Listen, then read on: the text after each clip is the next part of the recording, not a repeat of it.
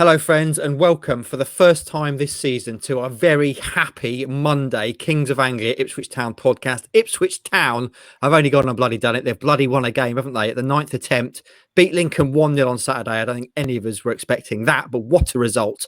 And suddenly, friends, everything has changed. Today is going to be a relentlessly positive podcast after the negativity of last week. So let's enjoy it while we can. My name is Mark Heath. I'm your host. I'm afraid to inform you that the big porker, Mike Bacon, is not with us today. So that you can hear is the sound of many of his fans just switching off straight away. But please stick with us if you can. We'll try and be entertaining as we normally are, but he's not with us today.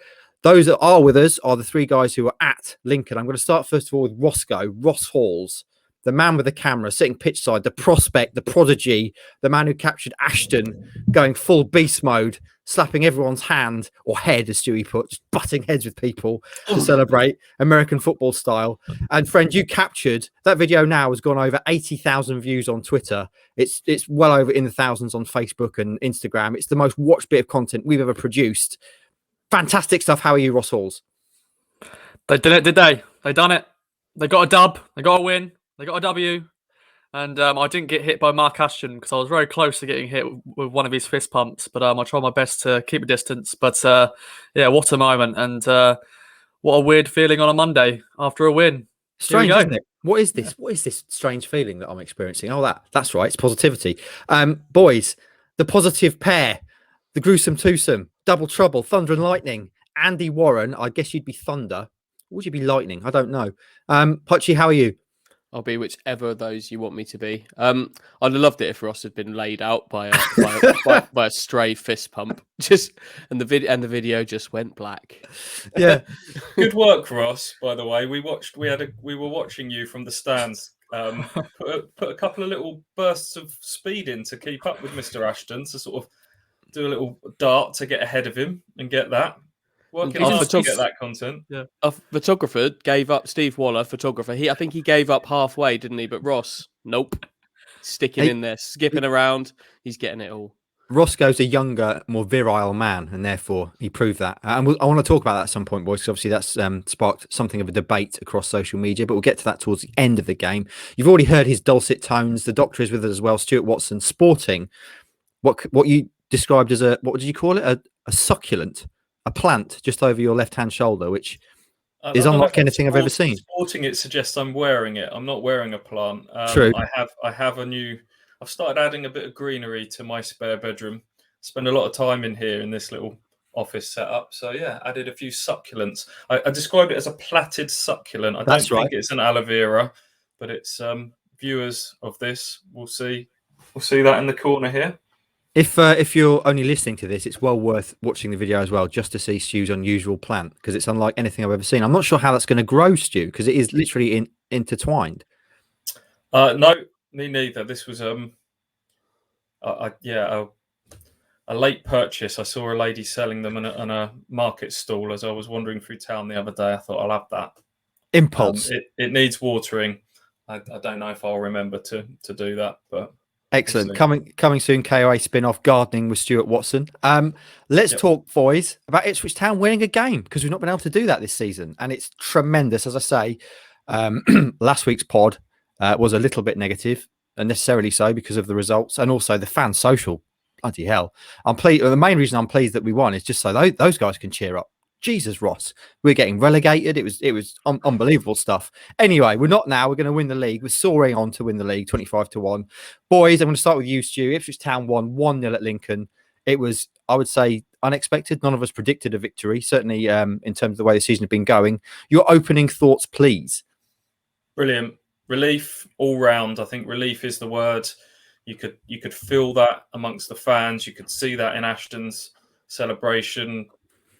First of all, really pleased for Paul Cook on a personal level after the difficult week he's had with his father passing away on the Thursday, and then he's had to do 3 football matches before he's even been able to go home and see the rest of his family. So we do often forget that football managers and players are human beings and not just the names and numbers on the backs of their shirts. And so really pleased for him, just pleased for everybody associated with Ipswich Town.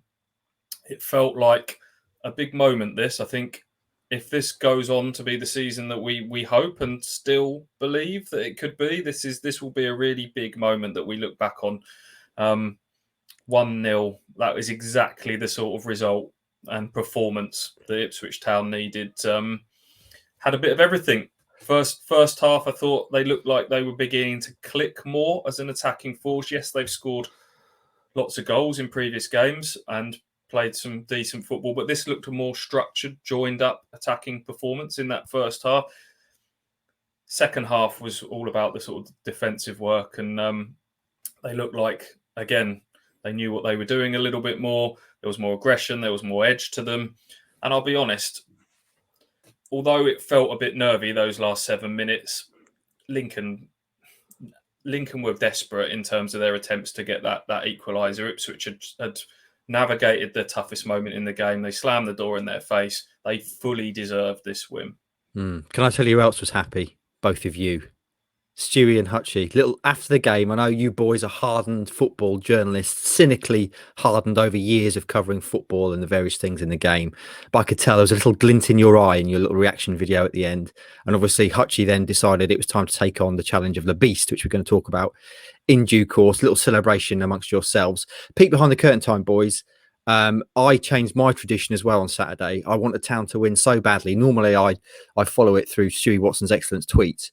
But I thought, no, when I do this, Town end up conceding late on. So I'm going to sit and watch final score on the TV. I had the win gif ready to go on KOA. And then, of course, there was about 4 years of added time. I thought, what's going on? And then obviously they finally got the result. So that means now, boys, every Saturday I'm around, I'm going to have to sit and watch final score until Town lose. So there you go. Hutchie, how was it for you? Who's on final score these days? It's not something I'm ever able to watch because we're always at the ground. It was Carlton Cole, Dion Dublin, and the bald geezer presenter. Is his name Jason Mohammed? That's it. Yep, that's He's him. good. I like him. He was quite good. Yeah. Got Jason Mohammed. You got the host of Homes Under the Hammer, and then Carlton Cole. Why not? Why wouldn't that be the Saturday afternoon lineup? Yeah, it was like Stu said. I think this was the exact way that they needed to do this. Not winning kind of a Wild West shootout 3-2 like all the other games, because they answered a. I don't think you can necessarily say at this point all these questions are definitively answered. But as a one-off game, they answered a lot of the questions that we had going into it. Can they hold on to a lead? Yeah. Can they keep the other team out for an entire game and keep a clean sheet? Yeah. Can the fullbacks calm down a bit and not leave the gap in behind? Yeah. Can the midfield control the game a bit more? Yeah.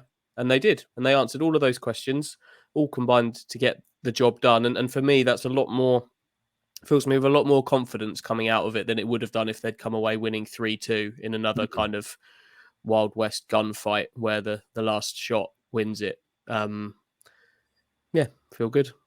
Superb. Roscoe, your first thoughts before we get into the meat and gravy of the actual game? And breathe, because that added time, I was filming that whole added time. I was like, come on, ref, because I wanted to get the celebrations of the fans. And I was like, the amount of times I had to stop it, because I was like, okay, this is not going to end yet. And I think I did it like 4 or 5 times because I was just waiting for that sheer relief from the fans. But as you know, Hutchie said, a clean sheet. That's another big bonus for me to keep the team out. Lincoln, they're known for scoring goals, and we were able to keep them out. You know, last time fans were actually at Lincoln, we lost 5-3. And then, of course, something else happened after that, which included 5, but we won't get into that. But he's one of our own.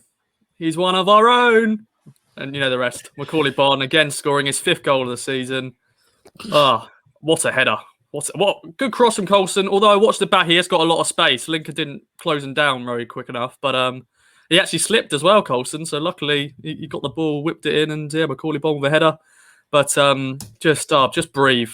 Finally get that first win of the season. I'm buzzing, boy. Foul it was, mate. Never a goal, that. Foul. We'll come on to that. Stewie, let's get into the actual kind of analysis of the game then. I guess the main talking point going into the game, without doubt, was this was the game we were going to see Bersant Celina in some shape or form. I think we all probably expected him to come off the bench, but he started. And the other kind of interesting thing that happened when I looked at the team was, of course, Hladky was in goal, which none of us predicted. Walton obviously got a knock in training, and we all collectively went, oh, no, that's so Ipswich Town. But no, it worked out. Hladky got a clean sheet and Celina started. Your thoughts on those talking points and the team as a whole?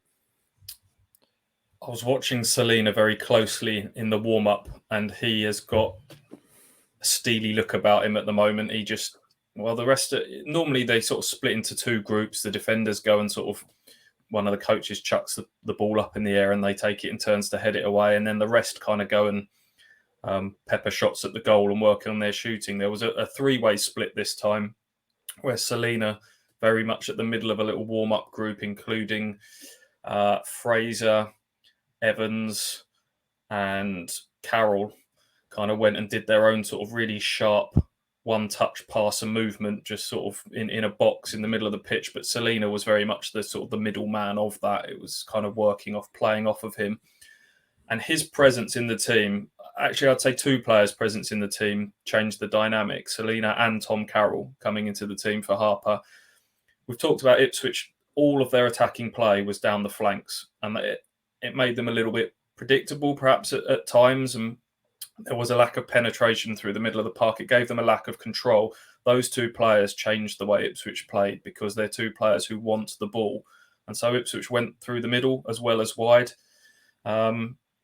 And Celina, flashes of his undoubted ability. We saw that there was one really well-weighted through pass for Burns in the first half when Burns fired just over, a really sharp 1-2 with Fraser to burst into the box, and there was a last-ditch tackle on him. And then, understandably, he sort of faded second half. First of all, they moved him out to the left, and then eventually he came off, I think, around 65 minutes, which helped. But if that is Bersant Celina, he's not even half fit, is he? Let's be honest. He's had no pre-season at all.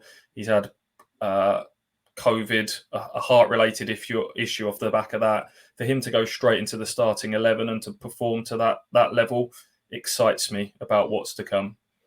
We talked before the game and have talked all season about the number 10 position at Town being a real problem in terms of just not being able to get into the game. Celina was in that spot on Saturday.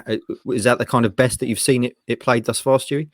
Yeah, definitely. And I think it affects the players around him as well. We've talked a lot about Scott Fraser not being suited to playing wide, but I think Celina brought the best out in him because those two sort of naturally interchanged at times. Fraser wants to drop in on play on the inside. Celina's natural tendency is to drift out to the left at times. So those two look like they had a bit of an instant rapport there. A couple of really nice Scott Fraser sort of inside left crosses that kind of bent their way across the box at times. So yes, of all the sort of number 10 options so far, he was involved far more than any of the others thus far. So as I said right at the very start, this looked like a more sort of joined up, structured team, more players that were sort of playing in systems that were suited to them. Now, Hutchie, I've waited to ask you this question because it's only right I asked you this question. My friend, we are living in another period of the Denaissance. Janoy Denation comes in, as we speculated he would for KVY. He'd been struggling a little bit. We talked about last week, the type of player he is, he's not going to be that kind of marauding fullback, but maybe that's not really what Town need at the moment. And he's come in and he's done a job, hasn't he, Hutchie? I think it went exactly as we discussed in the pod towards the end of last week, didn't it? I think clearly by type, Kane Vincent-Young is what Paul Cook wants. A fully flying Kane Vincent-Young is what Paul Cook wants as a fullback. But right now, Janoy's perfect for that role. He's a right-sided defender who enjoys being a right-sided defender, enjoys defending. He's not as hopeless as getting forward as some people might think. He can do it. He can get on the ball. He can cross a ball as well. But it's not his first thought. And on this occasion, that's exactly what they needed, particularly down the Lincoln left, where Scully is on an amazing run of form. Cohen Bramall, we've seen him before. The pace of him, really dangerous. And I really like the way that Janoi and Wes Burns kind of played that down the right flank. I think there was a game plan there, and I think it was executed really well. Janoi wasn't getting forward and hugging touchlines.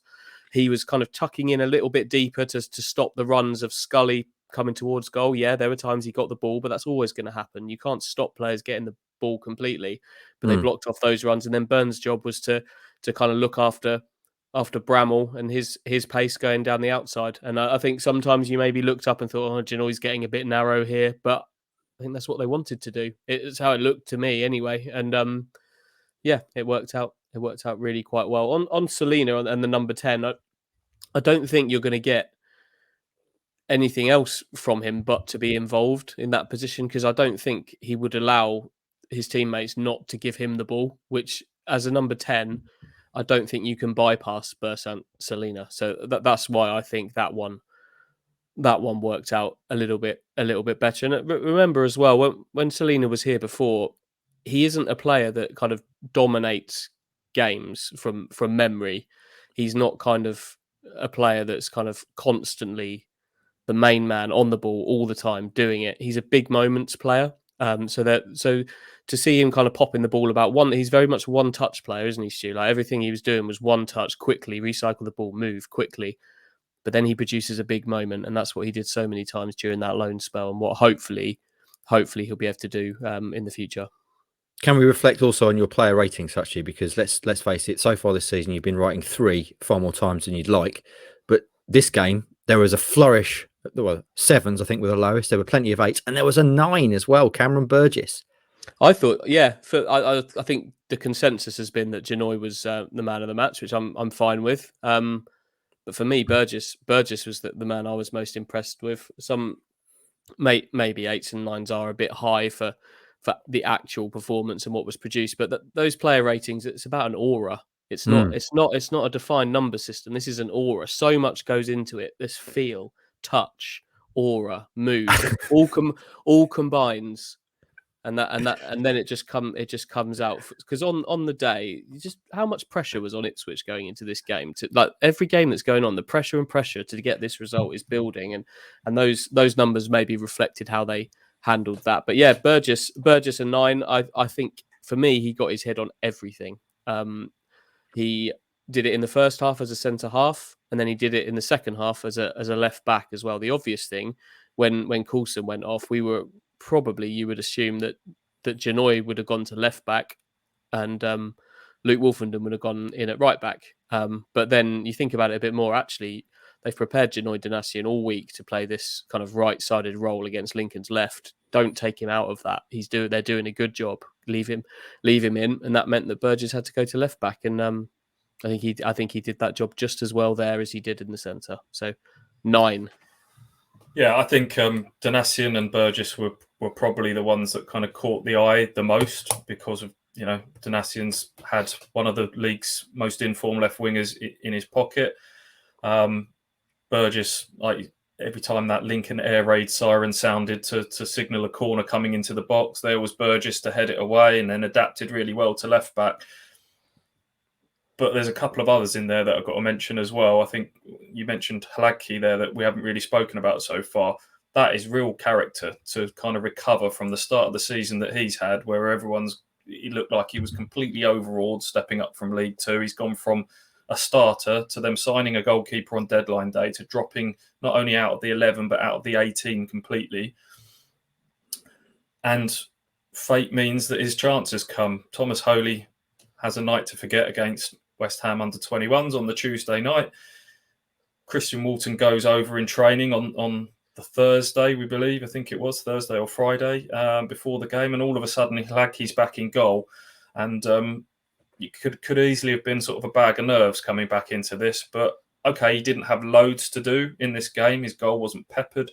But I just thought he had a lot more of a calmness and composure about him. Every time there were shots down his throat, he just snaffled everything. There was a really confident punch from a corner early on in the game. So credit to him. And I think it certainly helped by having 2 aggressive centre halves in front of him. And I want to give a mention to George Edmondson as well, who was part of, this is a team that conceded 5 goals 7 days earlier against Bolton. And there was a moment I looked back at sort of moments that set the tone in the game. And in the 12th minute, George Edmondson absolutely smashed Tom Hopper, Lincoln's big centre forward. It was a real sort of forearm smash about, charged out of the defence and left him down on the floor. That was around the time of the Hadkey punch. And that was like, okay, the 2 centre halves have listened to Cook. They've got to be a bit more aggressive edge about them today. There was, a couple of moments where they really combined the 2 centre halves to really sort of charge things down and make big blocks. And that whole defensive unit, massive credit to them. It was like night and day from the Bolton game. That's the sort of thing that gets you going, isn't it, Stewie? Being a centre back yourself, a big forearm shiver from the centre back. There was one right on half time as well. Coulson came across, and that was right in front of the Ipswich Town fans, where Ipswich had the better of the first half, no doubt about it. But then there was a little 5-minute flurry. You're just thinking, come on, get to half time now. You've got in front, you're playing well. And there's that little, can Ipswich hold a lead? And Coulson charged across, bang, smashed someone right in front of the Ipswich fans. And then the ball fell to Lincoln again. And I think it was Edmondson there to come out and make a really big block as well. And those are the moments, as much as the goals and the attacking play, that make successful teams. And Ipswich had the ugly stuff in abundance. And that's the stuff that got me going on Saturday. I like it. I also enjoyed in the last few minutes of chat the idea that Hutchie is just some kind of conduit for the ratings, the kind of imperceptible vibe that just kind of That's exactly what it is, mate. Yeah, there's no science to it. Like I get, look, every time I post them, clearly it's not going to be kind of, yep, agree with that, nailed it. There's very different opinions, and that's fine. That's the whole point of it. But they're not. And then there's kind of like, well, yeah, but you gave him 4 last week, and I didn't. And then someone played similar today and got 6. Doesn't work like that. It's all on vibe. It's all on take the occasion, take the performances, give it a bit of a go, and that's how it comes out. Don't compare the games. Also, Andy is kind of finishing a match report and sort of crafting those at the same time, so that they have to kind of come from the brain all the way down the arms and out the fingers, just at speed. There's not a lot of time for kind of a great deal of thought. Doesn't need to be, mate. Doesn't need the thought. It just comes. Andy, am I right in thinking that Cameron Burgess has gone from a 3 to a 9 in the space of 7 days? It's quite a jump. I'm not convinced that that's ever happened before to quite that extent. I think Hladky's probably jumped 4 marks between 2 appearances for him. Edmondson would have gone up 4 in between 2 appearances, but 3 to 9 is quite impressive. An astronomical rise. And I just want to reflect on the fact, I think you just did a Kylie Minogue dance move there when you were kind of emotionally. Yeah. that's how you do it, really. It's like channel your inner Kylie, bit of Danny Minogue as well, and then that's just how you do it. Get the old hot pants on. Why not? Exactly. Your Manscaped hot pants. Given Cameron Burgess grew up in Australia, that's also quite apt as well. Oh, we're ticking all the boxes perfectly. Here. Ticking all the boxes. Astronomical rise, Roscoe. Unmute your mic because I'm coming to you and only you for this one. And then we're going to have a little session. I want to take a small minute of appreciation for Macaulay Bonne. We mentioned astronomical rise. He came into the season probably as a consensus backup striker. He's now absolutely on fuego. 5 goals already this season. Should be 6, obviously. He's absolutely smashed the ball into net in this game.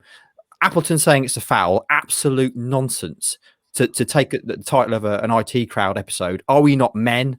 This is a man sport. Clear him out. Be stronger, Lincoln defender. What are you playing at? That was never a foul, was it, Rossi? No, it's a great cross from Coulson, as I said before, and Macaulay Bonne's just going to win the ball, and he's just bumped into his defender and he scored. So I didn't mention earlier, I did go for a defeat for this game. You did, so I want to say I was proved wrong by Ipswich Town and Paul Cook and co. So well done, boys. Well done, because I went for a 2-0 defeat, and I wasn't expecting us to score at all. They'll be happy to hear from you. I think. Yeah, that was pinned up in the dressing room beforehand, I think. Yep, I think so. But Macaulay Bonne is wow. What a start. Can we sign him up now? Can he sign? That's the thing, isn't it? That's the thing. It's straight away as you're thinking, we need him.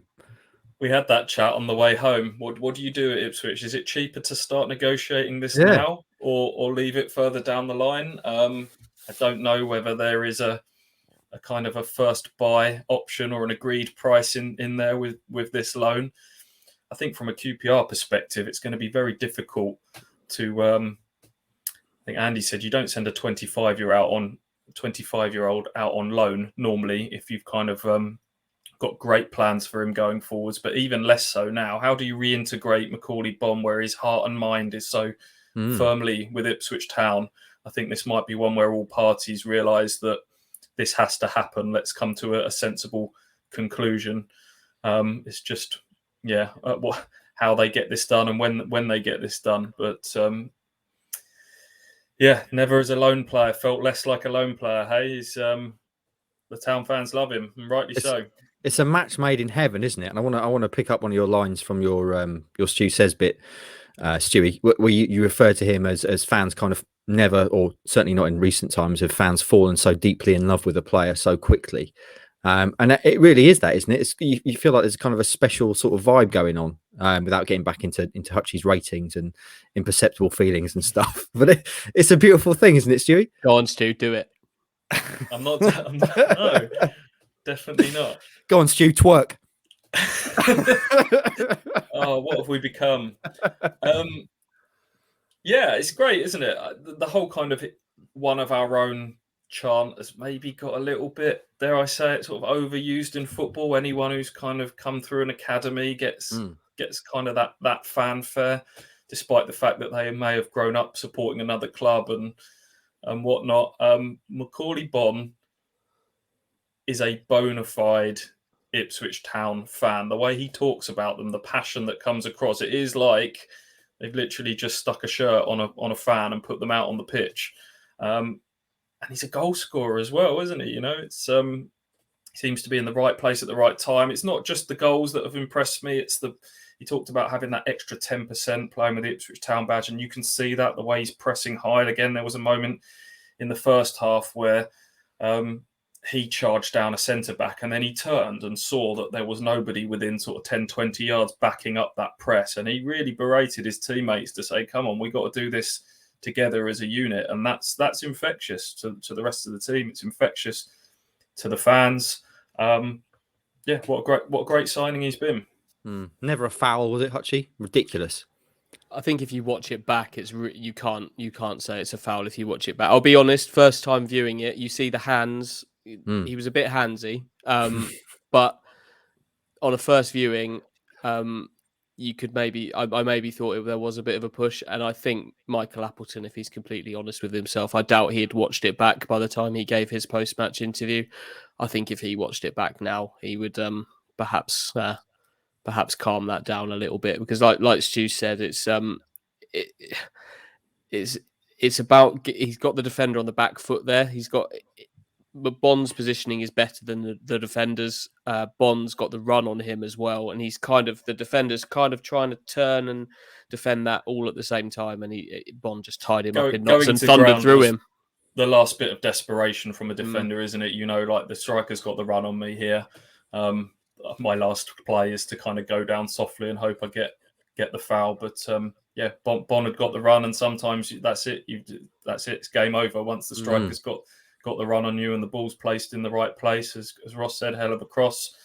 That's it. Game over. So goal 100% all day of the week. Having a player like him right now I think that's been so useful to this Ipswich squad, given that it's all been, maybe Celina's helped that a little bit towards the very end of that transfer window, but the way this team's been thrown together during a summer, complete players that Ipswich fans have no attachment to whatsoever, an entire team of them put together, and then combine that with a losing start and things not going as well, it's not a great recipe, is it? But when I'm going to call him the number 9, he obviously wears 18, but when the main man up front is, like you say, a sort of a fan of the club, truly it really helps. I think that's been really, I'm not sure if that was part of their plan in any way whatsoever. I'm sure they just signed him as a striker, as a striker they thought could score goals in League One, but the way it's worked out has been absolutely perfect for them. I think he went the game he missed through injury. He went to it wearing his own shirt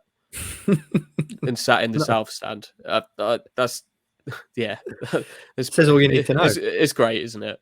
Yeah. I want to stick with you, Hutchie, because another one of the narratives going into the game was, of course, the first time that Town face Teddy Bishop. You had a chat with him on Friday via the Lincoln presser, and he talked about his exit from Town being brutal and a bit disrespectful. Before we move on from the game and other things, it's definitely worth reflecting on that. So can you talk a little bit about that? Yeah. Well, had a good chat with Teddy, who is clearly in quite a good place. I think he's quite happy with how things worked out in the summer. As he said in the piece, there's an acknowledgement from him as well as from the staff here that a fresh start was perhaps needed for him. I think he agreed with that. I think he realised a couple of months before the end of last season that things weren't going to work with him and Cook in terms of styles. He was quite open about that. He just does not fit the midfield roles that Paul Cook has in what is a very structured team, and it's all worked out pretty well for everyone. That he's found a good home that does, in theory, we didn't see it on Saturday, but in theory does allow him to do the things that he wants to do. The brutal kind of disrespectful side of it was, I think it's not something he wanted to elaborate on particularly, but it all links into how that Monday played out and just how brief the conversations were in terms of you're moving on, and then there's obviously a spell training with the 23s before this all got shaken out. But he insisted there's no bad blood there, and he does genuinely seem like he's found a good place for him to play football. As it turned out on Saturday, and I'm sure the others will agree, we barely saw him. And we know he can have those games, don't we? He can have those games where he is quiet. If he doesn't get on the ball to try and run with it, it's hard to see what you're going to get out of Teddy Bishop. And I think Ipswich did a good job of not allowing him those spaces to do it, didn't they, Stu? Yeah, I wonder if Lincoln almost underestimated is a strong word, but they might have looked at Ipswich and thought there's not a huge amount of sort of midfield fight looking, and that would have been a fair assumption looking at the previous Ipswich Town games. And they went with Bishop and Fiorini, two sort of very technical, attack-minded players in their midfield, with Bridcut as the kind of holding man behind them.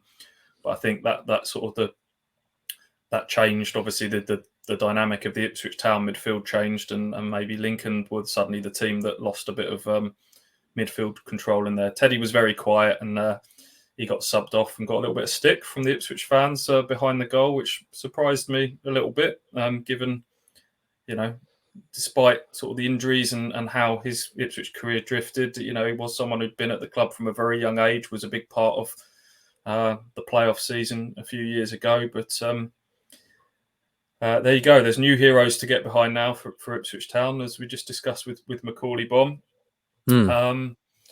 So yeah, Teddy was very quiet. We didn't really have a huge impact at all.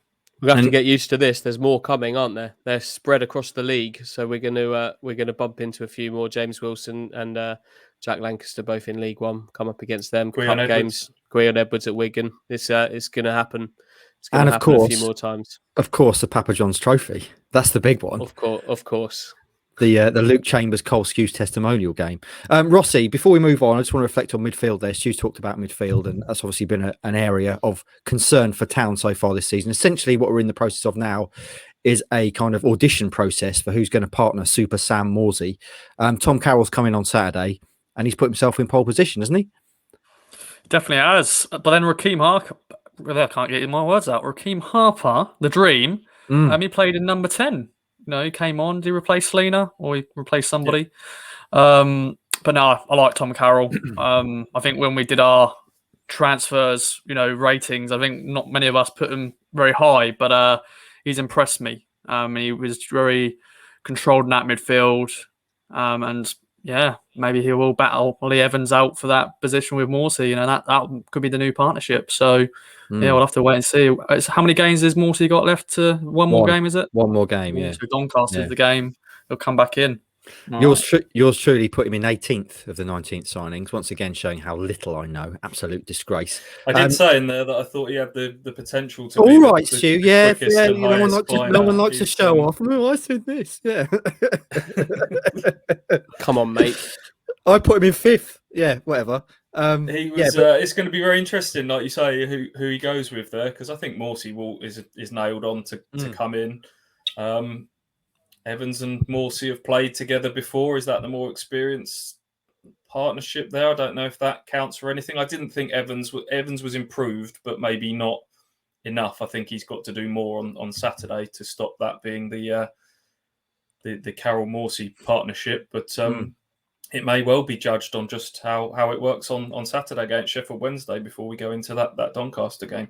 And just finally, before we move on for the game, Roscoe's touched on it there. Raheem Harper come on and played a slightly different role. And then Cook after the game and said he may have found a different role for him, Hutchie. So is he looking at playing him further forward now, do you think? He's decided he's not going to work in the 2 role. Maybe let's elevate him to the 3. Where on earth do you fit him in amongst all of that? If that's what you're genuinely saying, yeah, like he's not going to start ahead of Celina up there. There's like Chaplin, Scott Fraser, Kyle Edwards not even in the mix. I don't know. I'm not sure we're suddenly gonna see him starting as a number 10 anytime soon. But it may just, I don't know. Maybe that means a tweak to the midfield 2. I don't know, just to allow him to do a few different things. But yeah, he came on and he was another one who sort of battled back. He gained 4 points on the old Minogue rating scale as well, from a 3 to a 7. He played as a proper 10 as well. When he came on, you're thinking, okay, Ipswich are going to go to more of a proper midfield 3 with the players that were on the pitch. But he played really high. He was playing sort of, right off the striker, and looked a better player for having the shackles off of him. And Ipswich could have killed this game off quite easily at 2-0. And Harper was involved in both of those moves. Pulled the ball back for Burns, big tackle on the edge of the box. There was another move that he was at the heart of that was a kind of a zipped one-touch pass where you're never quite sure whether Ipswich were in control of the ball, but that resulted in Fraser's shot being held. So just another little reminder that he is a good player, and that we talked about that sliding scale of rating the players, and people very quick to write off Aluko, Carroll, Plagkey, others, and Harper was kind of sliding into that sort of territory, and that's another little reminder that he's a good player, and Ipswich have signed a lot of good players. That bench was ridiculous for League One. You had Norwood on there, Piggott, who else? And then, like you say, you got Edwards to come back, Morsey to come back into it as well, and that's not even in. Jackson's now out of the squad. Nolan, NCR is still injured. The depth of that squad really should sort of carry them through. When the games start coming thick and fast in the wintertime, that could be a real strength for Ipswich. Just thinking actually ahead to the next KOA Live, whenever we can get back into a venue and do it properly. I think Hutchie on stage, Minogue hot pants with those boulders. Oh. I mean, that's what everyone wants, isn't it? Look at Stu's. Exactly. He up for that. little musical interlude, maybe a way to end the show. I don't know. Anyway, I digress, boys. Any other notes from the game itself before we move on to matters post-game? The scoreboard, the stoppage time thing was quite interesting, wasn't it? The officials didn't have the greatest of games, and that includes the 4th official. You have one job to do: make sure your board works. It wasn't working. There was a moment when one of the substitutions was made, and the board suggested that Ipswich are taking off their number 1. Luckily, they didn't have the number 1 in goal, but that would have been an arrogant move to take your goalkeeper off at 1-0 up. Job done. Get him off. Don't. And then when the stoppage time came up, the board just had the 2 dashes along the top, and that was the only bit that showed. So we had no idea how many minutes were being added on. I don't actually know how Ipswich found out themselves as a club. They tweeted eventually that there were 7 minutes added on, whether they dispatched someone down to find out themselves. But that didn't help the nerves when no one in the ground really knew how indefinitely we were going to be playing for. You've only got one job there, really, haven't you? Surely they test that before the game, but they turn it on just to check it works. You'd imagine. Anyway, I want to reflect a little bit, peek behind the curtain time, Stewie. You interviewed Paul Cook after most games. And last Saturday, after the Bolton game, he was obviously not in the best of moods, referred to it as one of his hardest days, which was quite a powerful quote at the time. But little did we know, aside from the trivial matter of football, which of course is, let's not forget, trivial in the kind of grand scheme of life, he was going through something horrendous behind the scenes with losing his dad, and then couldn't subsequently even go home and see his family because of the midweek game. Again, another loss, another difficult time for him. So what was he like post game? Because it must have meant so much for him to get the win. I mean, you only have to look at the picture, the Steve Wallace picture of him kind of screaming down the lens, really animatedly, as if a weight's been lifted on off his shoulders. So what was he like post game? He's quite emotional, wasn't he, from what I've read and seen? Yeah, relief, the same as everybody else. I think you could. There was a palpable sense, I think, amongst everybody that finally that's done. That monkey is off the back. That weight has been lifted. And Paul Cook, for those reasons, even more so, I think. He didn't want to make a big thing out of losing his father. Obviously, we became aware of it because Sligo had tweeted about it towards the back end of last week. We contacted the club to say, look, is this something Paul wants to talk about? And there was the feeling we got back from sort of third parties was that Paul doesn't really want to make a big deal out of this. He doesn't want it to be seen as an excuse. He wants to get his head down and crack on with the job, and we respected that. Eventually, he kind of brought it up through his own volition prior to this game. I tried to sensitively ask him if he wanted to have the opportunity to talk about his father and the impact he'd had, and said, just wave me on if you don't want to talk about that, Paul. And he got choked up in the pre-match press conference and just sort of waved his hand as if to say, no, I can't compose myself to talk about that. And he was the same post-match in this one. I think people have seen the interview with the club where he points to the heavens as if getting a bit teary again there as well. So I haven't had to go through that. I imagine the last thing you want to do is think about work and bring your best self to work during this last week. So for Paul Cook to have still be doing the games, still be going through the press conferences, still be doing everything that comes with this job, you cannot help but have the utmost respect and empathy and sympathy for him. So out of everybody there, he was the man that I was most pleased for on Saturday, without a doubt. From what was obviously a very tough situation to something that was a lot more lighthearted. Mark Ashton, after the game, Rossi, unmute yourself because I want your input here, because you were the man that captured this footage. Take us behind the scenes then, because normally post game, the players would go in, you'd go off to meet the KOA fan social guys and record your video. But this time we were greeted with Mark Ashton sprinting out of the tunnel towards you. So take up the story from there. So obviously that was a completely unplanned thing. Were you kind of making your way back out of the stadium when it happened? How did it all come about? Well, the thing with these sort of grounds, of course, it takes a while for fans to get out because, 1,700 fans, that terrace there.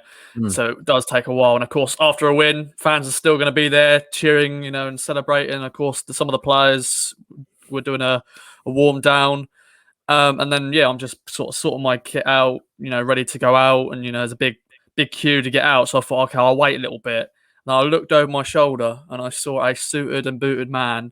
And it was the CEO of Ipswich Town, Mark Ashton. And, I wasn't expecting what he did do, because I thought he was just going to go and clap and go like that. But he then started getting closer and closer.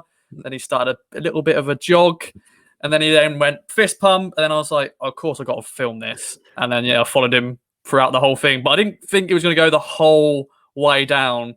I thought he was just going to stop at one certain stage and just sort of breathe it all in. But no, he went the whole way. And I was... At one stage, I was going to stop. I did actually stop recording. You will actually see it on the video. I actually stopped because I thought, I'm not going to go over and follow him. That's a bit, it's enough now. But I thought, you know what? Nah, let's go. I went on the pitch. I don't know if I'm allowed on a pitch, but I went on a pitch anyway. Doesn't matter. And then, it was a moment to savour, and a lot of fans enjoyed it. We won't mention Bristol City fans because they didn't like it. Well, we're going to talk about it in a minute. I mean, he was fired up, baby. As you say, not only did he sprint down there, he then immediately started slapping hands. There was a lot of the sort of emotion coming out, wasn't it? It wasn't your kind of standard CEO behaviour. And I know we've had a few people saying, "Oh, it's cringy and all that sort of stuff." But for me, and I can kind of understand why people maybe would think that was not cool. But for me, I bloody love it because I'm all about passion. Passion in every walk of life is what you need. And why wouldn't he be like that? The team that he's just put together, 19 new signings, all that pressure on the miserable start to the season, and they've just got a win where no one thought they could. So why shouldn't he come out and celebrate and slap hands with the fans? This is what we want, isn't it, boys? We've had years of complete apathy, apparently, behind the scenes, and you know, the likes of Marcus Evans not even being seen, let alone running down the touchline high-fiving fans. And I hope he washed his hands though afterwards, because a lot of hands. So yeah. What did you make of it, Stu and Hutchie? It was good, wasn't it? It's that relief again, isn't it? Yeah, and it is completely understandable. Like you say, he's put together this team during a hectic time, which I'm sure he wasn't expecting us to be here on September the 18th for that game, still having not won a game. Yeah, I like it. What's not to like, really? It's not. I don't think it's something he's not going to do it every game, every time they win, is he? It's kind of a bit of a landmark. Hopefully, it's a landmark moment for his team that he and Paul Cook have put together. It's like you say, it's a complete 180 from what we're used to. And why on earth not? Why on earth not? Hopefully, next time he does it, it's a similarly momentous moment. Maybe if they've gone top of the league or done something even better than that further down the line. But yeah, why on earth not? I want to see some chest bumps next time, Stewie, don't you? Some I proper. want the headbutts that Stu claimed bang, they were. I still don't know why I tweeted that. I don't know if I started to tweet something else and then changed it, and the heads got stuck in there. It's not. What did you say? Slapping heads. Yeah, that would have been good, wouldn't it? Just clipping fans around the head. Just like, yeah. It was an emotional moment for all of us. Okay, I fucked up the tweet. Let's get beyond that. Yeah, no, I've got no problem with it at all. It's anyone behind the scenes at a football club. You work hard day after day to put yourself to do your job the best you can, and then come Saturday at 3:00, all of that can be undone depending on what 11 people do running around a football pitch. So I'm sure everyone who works behind the scenes at Ipswich today comes in with an extra spring in their step, whether you're selling tickets, whether you're in the merchandise office, whether you're in commercial or whatever. So imagine that times 1,000 if you're Mark Ashton, who has been working. You know, we've got a decent insight as to how Mark's summer was. I've got no problem with that all coming out in the way it did on Saturday. You can't have it both ways. We've had years of we don't even know what the owner looks like. We need some transparency. We need some passion. Yeah, you can't then go from that. Oh, not too much passion though. It's oh yeah, that's embarrassing. That's too much. Yeah, like he's trying to make it all about himself. Well, no, he's just celebrating a win with fans. Surely they want to see the CEO feeling that passion and that kind of thing. I enjoyed it. I liked it. Something else I liked, moving on completely from the game, and this is the way I could tell that you boys were excited. You actually enjoyed this. It was a special moment for you. Is because Hutchie, for a long time, you've been teasing taking on La Beast. Now, it's been so long since this original conversation happened. I can't even remember under what circumstances it was that you would tackle La Beast. But do you want to take up the story? Because post-game, to celebrate, clearly, you went and ate a kilo of meat, as any self-respecting fan would do. We'll get on to that in a minute. There's some issues. Long-term listeners will know that many, many moons ago, we discussed that. I don't know why, but we decided that if Town won away by 3 goals or more, I would eat La Beast, which is in theory a kilogram's worth of burrito from La Mexicana or El Mexicana. I can't remember which one it is. Very, very few of these around the country, but one of them's at Peterborough Services. First up, they went and won 5-0 at Bolton against some teenage boys, and we decided that day that wasn't appropriate to then do the burrito. Then the season gets miserable. Another season goes by. Clearly, they didn't win 3 or more on the road. Then last October time, they did. At Blackpool, they won 4-1. Job done. Criteria ticked. But we couldn't do it because everywhere was closed because of COVID. Like all of the LMEX establishments closed, couldn't do it. So this was actually the first genuine opportunity where it was on the table, it was there. So I did it. But I must say at this point, it was, anyone that's seen Stu's wonderful pictures of it would think it's horrifically underwhelming, because I'm not convinced there was a full kilo's worth of filling in there. Certainly not worth the price tag of $10.95. That's going on expenses a day, Mark. If you could put that, Fair enough, mate. if you could confirm that by the end of the day, 100%. please. Yeah. When I ordered it, like the lady gave me a little smile, a little nod, like, okay, yep, you're doing that, are you? She had to go round the back to get the flour, the wheat, like the tortilla wrap thing from a different section. It didn't fit in the toaster because it was that big. So they had to toast half of it, then turn it round and toast the just to warm it up on the other side of it. And what they've done, Mark, is they've bulked it out with bread and rice. That's what they've done. So there was a lot of bread and a lot of rice, and I think they've just put the regular filling that goes in a normal large one of those, and then tried to mug me off with it. Because I'll be honest, mate, it was easy. Yeah, I mean, from the picture, it looked thoroughly underwhelming. It looked like your normal kind of standard issue. Yeah, very tasty. Don't get me wrong. It's still the LMEX flavour that we all know and love. But wasn't hard. Bit underwhelmed, if I'm honest. Easy. So we need easy. We need another food challenge now for Hutchie to do once Town have spanked someone on the road. So give us your thoughts, please, KOA Army. Food challenge for Hutchie to take on next after he's demolished, absolutely made the daddy of La Beast. Did it have any kind of follow-up side effects, Hutchie? Any digestive issues as a result? Nope. Superb. Nope. Constitution of an ox, Hutchie. Fantastic. All is well. All is well. Superb. Boys, anything else to mention from Saturday before we move on to something else very different? No other business, I don't think. Excellent. Let's just take this small opportunity then to promote our sponsors. Our sponsors, of course, manscaped.com. Use code KOA at manscaped.com for 20% off and free delivery. That's code KOA at manscaped.com for 20% off and free delivery. Loving the weed whacker at the moment. My nose is less hairy than it's been since I was about 8 years old. Fantastic. And also, Never Lost at Home. The new Wolsey play is on now. The story of Ipswich Town's remarkable run to the UEFA Cup in 1981.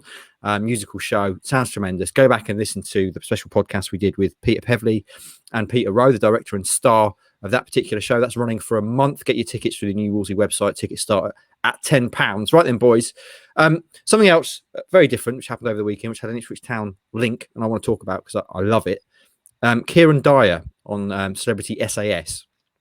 You mentioned last week, Stewie, that it was going to be his big show last night, as we talk about it here, Sunday night. And so it proved. He was front and centre. And it can only be described as a rather dramatic show for Kieran, because he'd basically been breezing through it, hadn't he? To the extent that you think he's going to just go all the way to the end. Because basically the people who don't make it are the ones they feature early doors.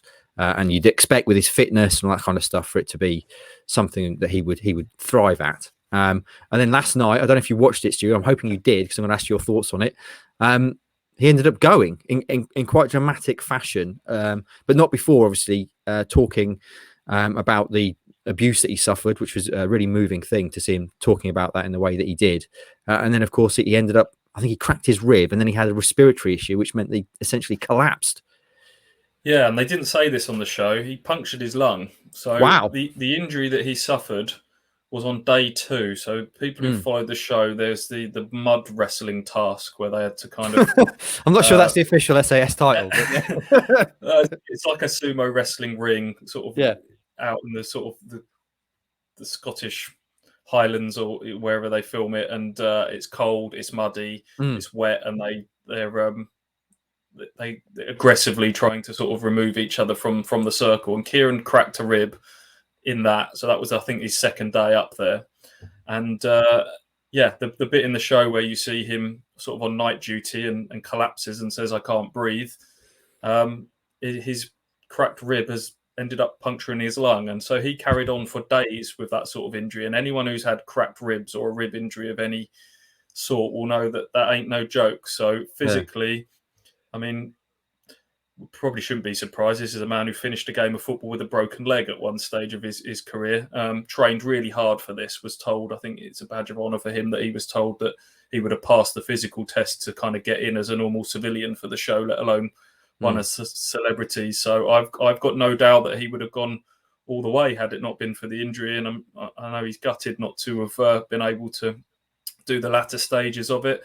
But forget all the bravery of the physicality of it. For Kieran to go on national television and talk so openly and emotionally about what happened to him as a child, people I think will know by now about the sexual abuse that he suffered. So brave for him to do that. It's one thing talking about it, finally getting to the stage where he wanted to talk about it with his close ones, his loved ones, that's something that he kept a secret for them for many years. Then to do it in his book and to talk openly about it in the written word was a major thing. But to talk about it on camera to that sort of audience, well done, because that will go, and he probably won't realise they'll never be able to quantify what that will do for other people that have gone through the same thing in life. And hopefully that will encourage others to speak out and not keep these things sort of bottled up. And Kieran's talked about how it's kind of shaped him and maybe made some of his qualities that he doesn't like about himself, how he's realised that they've kind of all come back to that. And I know since the book's come out, it's been a real weight off of his shoulders. So yeah, total respect for Kieran Dyer for doing that. Yeah, it was very powerful indeed. And obviously, Stu, you get on well with Kieran. We're hoping to speak to him about the show as a whole in due course. So look out for that. Boys, how do you reckon you get on in SAS? Because I've never watched it, but it doesn't I can't believe like... I can't believe you've never watched it. It's like why? Because I don't have to watch it. Well, you don't have to watch it, no. But I can't believe you ever watched Coronation Street? I have, yeah. It's absolute dog shit. Yeah, I've given up. I've got to say, I'm out of that now. It's yeah. But you know the premise, Hutchie. It's basically kind of a scaled down version of the SAS selection, which, as you can imagine, pretty difficult. I love the show because it is so raw and kind of visceral. And the obvious question for anyone who watches it is, how would I do on it? And I tell you, my friends, I wouldn't do very well. Because one of my biggest issue is heights. I think I've told you before about how I once on the London Eye, I reduced myself to a small ball in the middle of the London Eye because it was too high. Oh, everyone's looking at their phone. What's going on? Is there some breaking news? No one's listening to me. It's all about me, boys. Come on, eyes up. Anyway, Ross sharing things in the chat. It's all right. We can wait till after. Do we need to down tool straight away, or can I carry on talking? Excellent. Okay, yeah. So for me, I think physically wise, it'd be all right, but the stuff with the heights I'd be really struggling, and also swimming, which obviously forms quite a large part. Just being lobbed into the freezing cold waters of the Outer Hebrides. Again, I would struggle with that. Roscoe, how do you reckon you get on? I don't think I could pass the medical, to be fair. Too sickly. Yeah. So your immune system's too weak. You'll never make it. I won't make the boat or whatever they do to get there. Yeah. But yeah. Stu? I'd be all right with the heights and stuff like that. I quite relish all that sort of stuff. I've done a skydive, and I'd be all right with all the abseiling and jumping out of things. I'm all right with that. Cold would be a big issue for me. Swimming, again, I'm not a good swimmer. Mentally, like the mental side of things being shouted at, I think it's one of these things you think you'd be all right with, but you don't really know until you get into that. And then physically, just the big long yomps and running for miles on end. No, not fit. Not fit. Hutchie, you'd smash it to pieces, wouldn't you, with those boulders you've got? Probably complete it. Can you complete it? Of course you can, yeah. Get to the end. I mean, I don't really feel the cold. I love swimming, That's true. Even in very cold things. I don't know what yomping is, Stu, but I don't know why I use that word. Sorry. What does it mean? Because I don't think I can do it. A long walk, isn't it? It's a walk slash run, isn't it? /jog. I'll just get bored of that. No, you're all right. I'll just get back into watching Coronation Street. It's fine. I'm quite stubborn. I think I sort of will carry on with things. We did the Three Peaks together, didn't we, Mark? And I was in a bad place, but by the time we got to the third leg of that, you're in a bad place for about half an hour, mate, with your back. I think like halfway up Ben Nevis, you were struggling, but you managed to get all the way to the end. Indeed, at one point, projectile vomiting through pain. So yeah, you proved you were a tough nut to crack there, Stewie. It was a shame, sadly, that you projectile vomited in front of quite an attractive lady on the last climb. But there you go; these things happen, and I'm sure it's not scarred her at all. Talking of ladies, Roscoe, there's a segue. Hey, Ipswich Town ladies are just smashing things to pieces this season. And yesterday, they scored their biggest win yet, a quite ridiculous scoreline of 11-2, which for me is not good for the women's game when you see scorelines like that, 11-2. What the hell happened? Why were Kingsham so dreadful?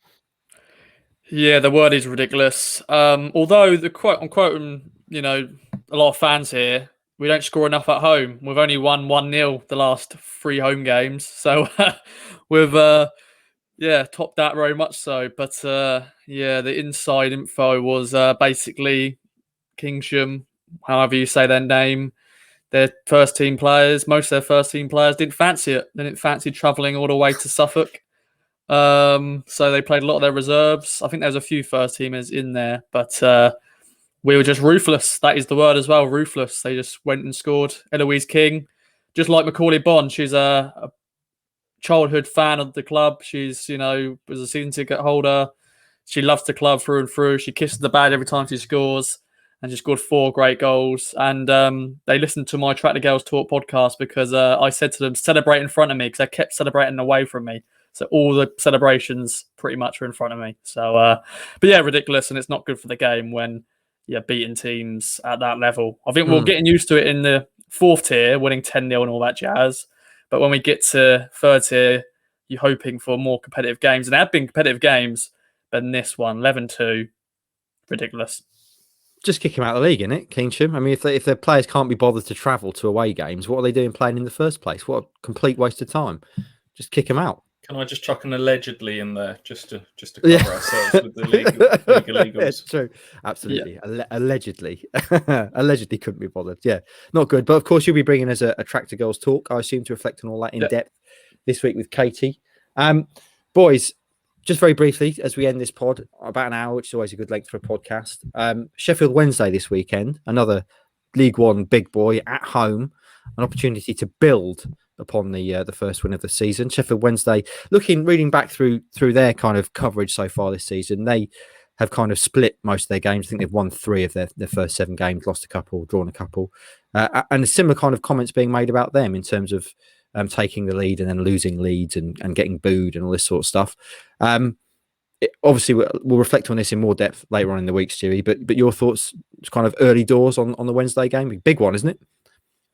Yeah, it's a big one. There's a chance to build on last weekend. Then you've got Doncaster to follow up on the Tuesday night. I always think sort of back-to-back home games on a Saturday, Tuesday really gives you chance to create some powerful momentum. I think I look back to the 14-15 season, and I think I can't remember which order it was. It might have been a Tuesday, Saturday, but within the same week, Ipswich had Wolves and Watford at home and won both of those games looking back. And that, to me, felt like lift-off, that sort of moment. There's something special building here, and Ipswich have now got that opportunity to create that same sort of feeling. At the moment, everyone's really pleased, answered a lot of questions with that performance on Saturday, as Andy says, but you've got to back it up to really make people believe. And these 2 home games against Sheffield Wednesday and Doncaster are an opportunity there, because I think Sheffield Wednesday are probably in their welcome to League One phase at the moment, where there's probably sort of a few things dawning on them that